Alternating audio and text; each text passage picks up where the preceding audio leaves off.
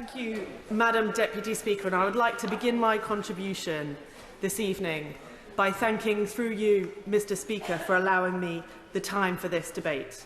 It is more than poignant to rise in this House this evening, the night before the 6th anniversary of the murder of Joe Cox MP. Having requested a debate on Syria, as I did, for a little while, it must have been fated that a slot would be available this week, given Joe's incredible contribution to raising the alarm in this House and beyond about the terrible events occurring in Syria. She warned that if we did not stand for our principles in the face of those who would trash the rights of civilians in wartime, this would change our world, and not for the better. And she was right. Madam Deputy Speaker, to compound the distress, the last time I led a debate on Syria in Westminster Hall, it was chaired expertly by Sir David Amess.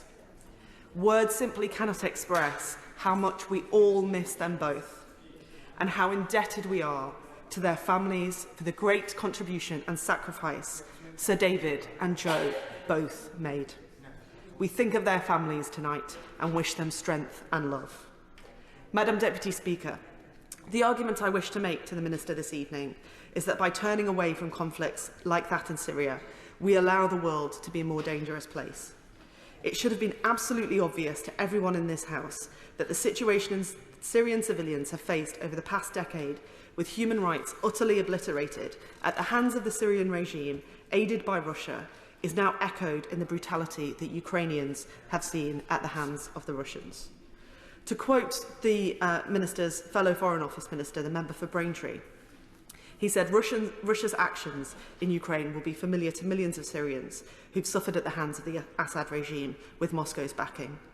In both countries, Russia has been responsible for violations of international humanitarian and international human rights law.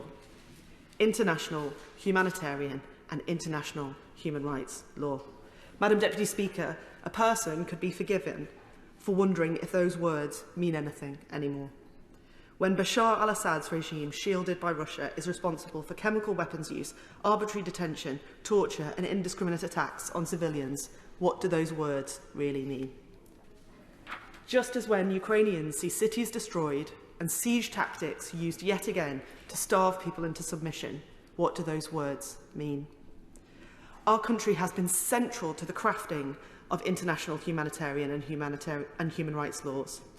The rights of non-combatants in the face of aggression are meant to mean something. The right to be treated in a hospital without bombs falling on the very doctors trying to help. The rights of refugees.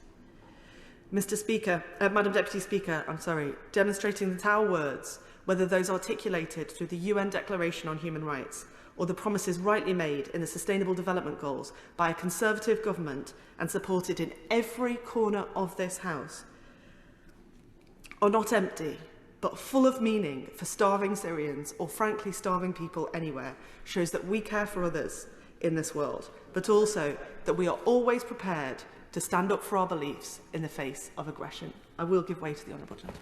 Thank you for giving way, and I commend the Honourable Lady for Wales South for bringing this forward. I spoke to her earlier.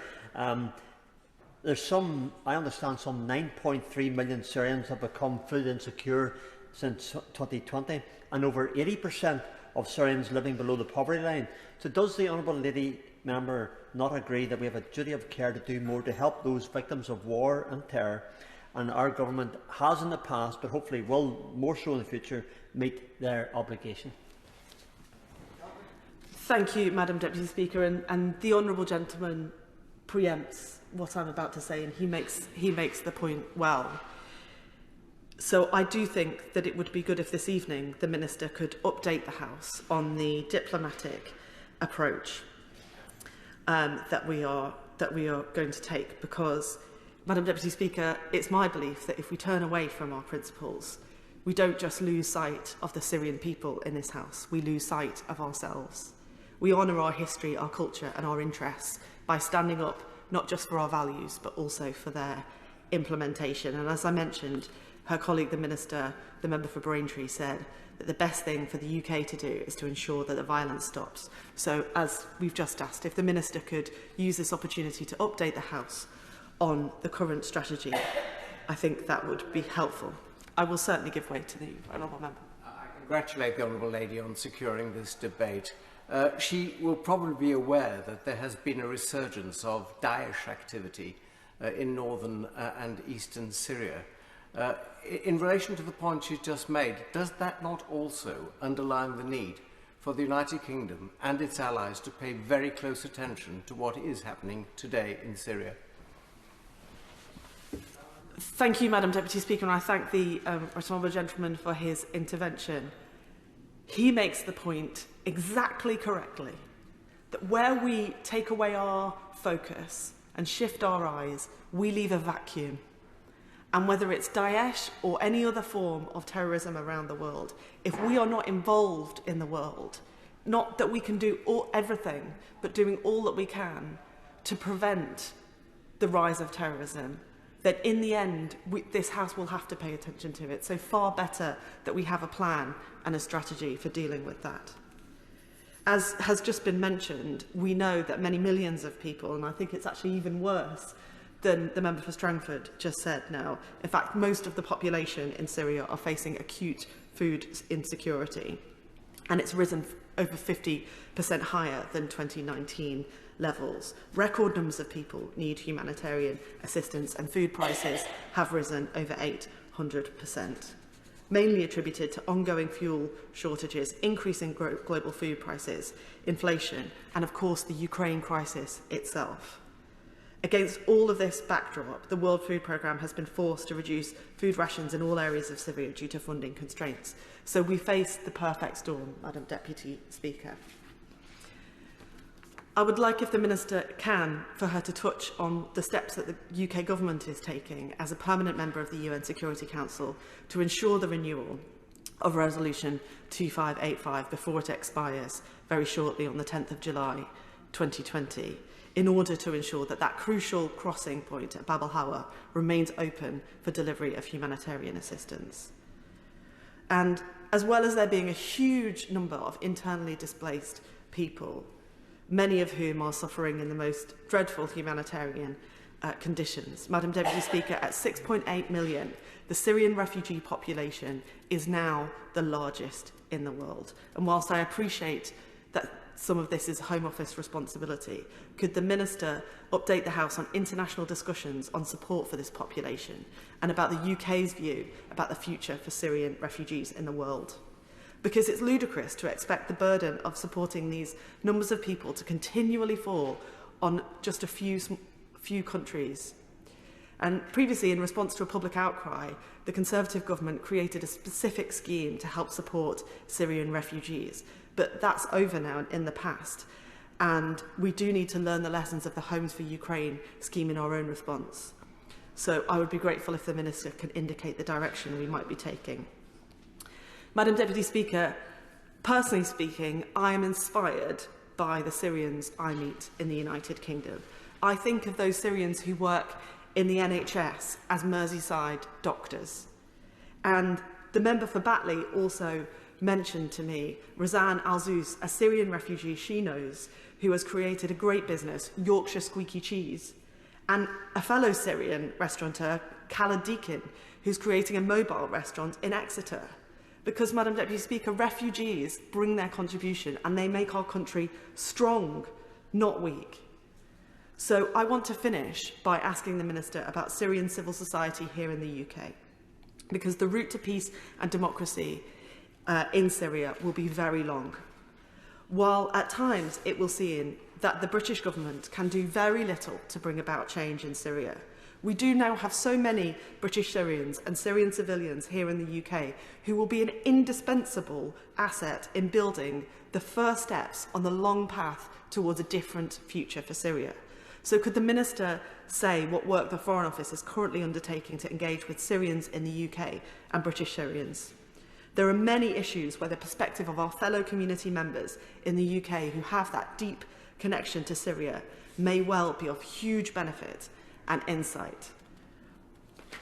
And I'm sure the Minister will herself have learnt a great deal from speaking with them and understanding their priorities, not least in working towards justice and putting down a path to prosecutions for the horrific crimes committed against civilians in Syria. Finally, Madam Deputy Speaker, I want to say something about this House, because we are often reactive when it comes to these crises. When an emergency happens, in the case of Syria or in the case of Ukraine, we all want our say, and that's only right in a democracy. But these crises and conflicts have a sustained impact on the world around us, be it in Syria or any other conflict that has seen such abysmal treatment of our fellow human beings.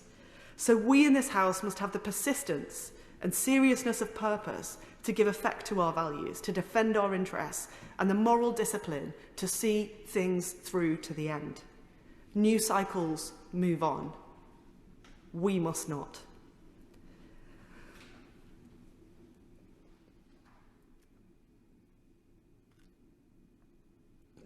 Joe described Syria as our generation's test. But when you fail a test, you learn your lesson. And we must do that not just for Syrians, who deserve better for us all, but for every victim of every conflict, wherever they may be. That we may see them not as a victim of some foreign war, but very much the business of this House. Minister Amanda Milling. Thank you, Madam Deputy Speaker. And can I start by saying how grateful I am to the Honourable Member for Wirral South for securing this debate, and a very timely debate as well.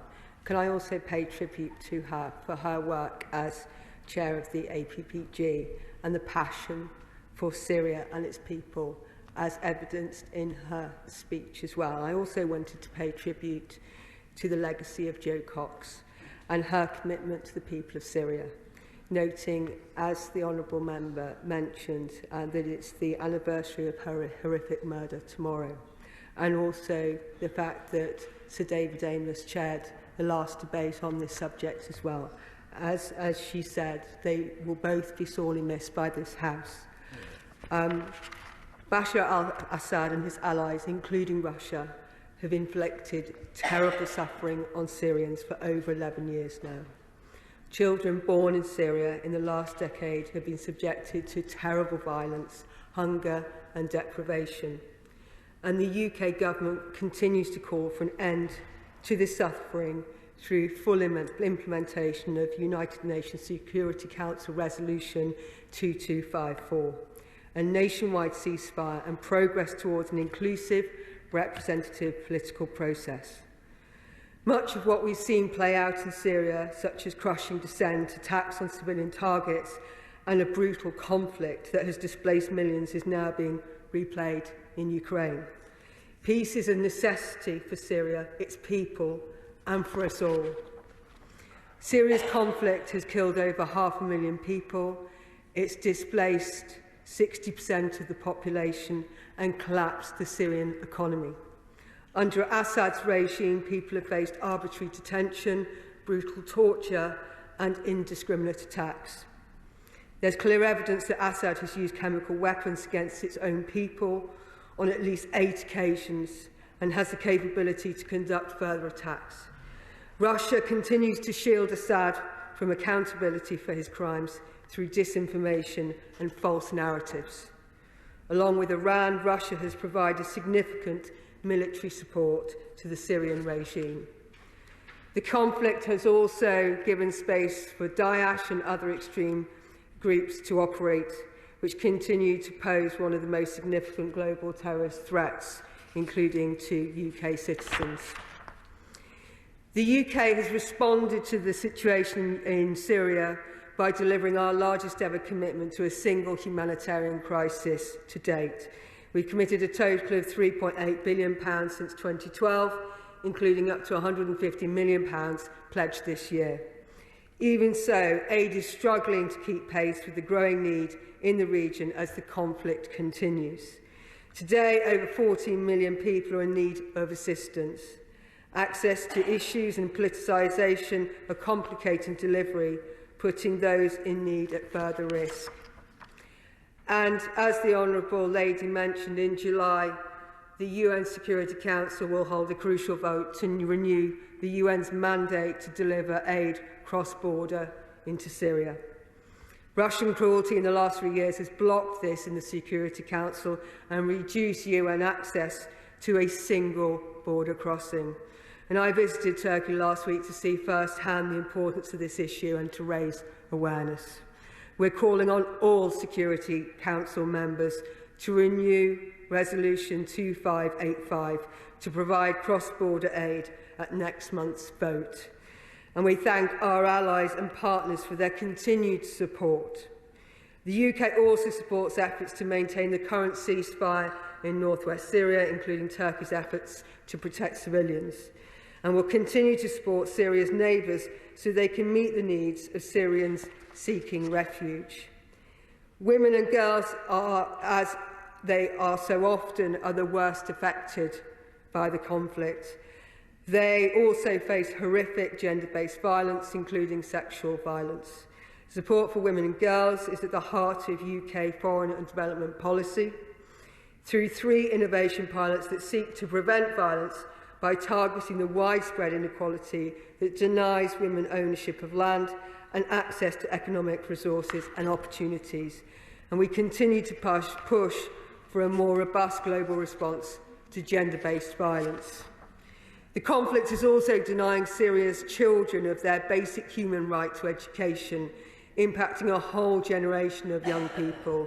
And since 2018, the UK-funded Syria Education Project has reached over 500,000 children, supporting 85% of children in lower primary school to be enrolled in schools in the northwest.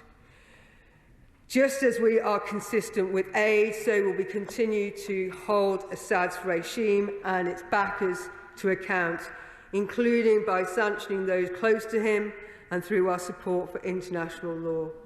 There can be no impunity for violations of international humanitarian and human rights law. Since 2012, the government has contributed over £14 million to gather evidence and help victims of human rights abuses and violations, including through the UN. We welcome the release of any detainees, but the regime has denied independent verification of its recent amnesty on prisoners, and there are still 130,000 who remain unaccounted for. Our position on the regime's abhorrent use of chemical weapons during this conflict is well known. The UK has full confidence in the Organisation for the Prohibition of Chemical Weapons and its investigations, which have attributed multiple attacks to the Assad regime, and will continue to push Assad to comply with the Chemical Weapons Convention. On the point that my honourable friend, the member for Clwyd West, in terms of Daesh, threats from its terrorist and extremist groups rooted from Syria remain. The UK is a leading member of the global coalition against Daesh, and we remain committed to making sure they cannot resurge in the region, working with the coalition and our regional allies. I also wanted to pick up on the honourable lady's comment about civil society, and we recognise the contribution of Syrians in the UK. The government supports and works closely with Syrian civilian society, especially in terms of upholding human rights. So, in conclusion, let me end by saying the UK is committed to supporting the people of Syria. They have not been forgotten. We are clear that the UN-led political process, led by Special Envoy Pedersen, is the only pathway to bring the peace that Syrians need and deserve. While the Assad regime craves legitimacy, it continues to bring suffering and oppression to its people and to stall the political process as it pursues self-preservation over genuine political reform. Until the regime participates in this process in good faith, we will not engage with Assad and will discourage others from doing so. Meanwhile, the UK will continue to deliver life-saving and life-sustaining humanitarian assistance to protect women and girls and to hold the regime and its backers to account.